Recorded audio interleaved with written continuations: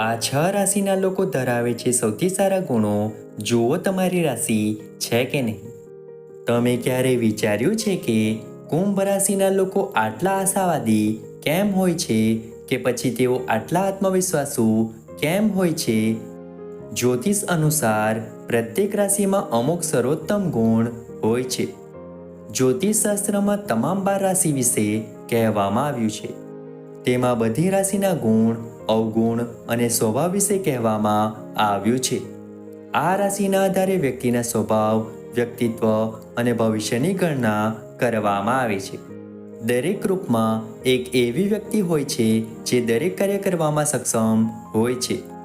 આ રાશિના લોકો મોટે ભાગે પોતાના સારા ગુણો માટે ઓળખાય છે. તો ચાલો જાણીએ આ રાશિઓ કઈ કઈ છે. પહેલી રાશિ છે કુંભ રાશિ. કુંભ રાશિના લોકો બહુ આશાવાદી હોય છે. તેઓ જાણે છે કે તેઓ જીવનમાંથી શું ઈચ્છે છે અને તેમના લક્ષ્યો પર ધ્યાન કેન્દ્રિત કરે છે. એવી કોઈ વસ્તુ નથી જે કુંભ રાશિના આશાવાદને હરાવી શકે. બીજી રાશિ છે મીન રાશિ. મીન રાશિના લોકો હંમેશા એક સારા બિઝનેસમેન અને બિઝનેસવુમન બને છે. તેઓ લોકોને સમજાવવાની ક્ષમતા ધરાવે છે. તે લોકો સાથે ખૂબ સારી રીતે વાત કરે છે. ત્રીજી રાશિ છે સિંહ રાશિ.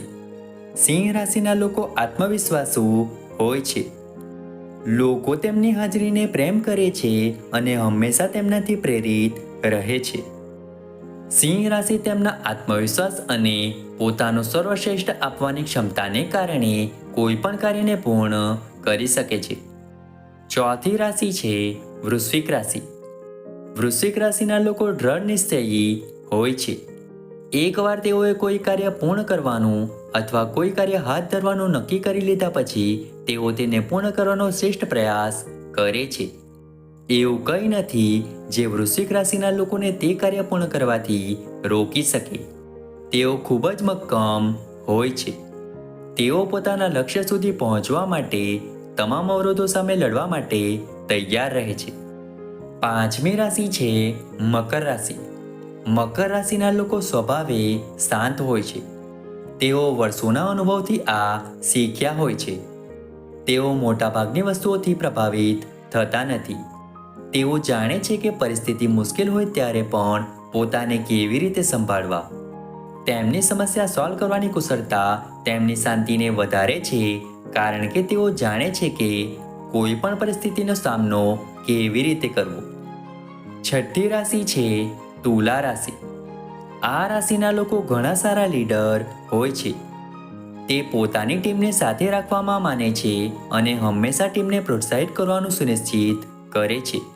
તેઓ ખાતરી કરે છે કે તેમની આસપાસના લોકો હંમેશા સુરક્ષિત છે.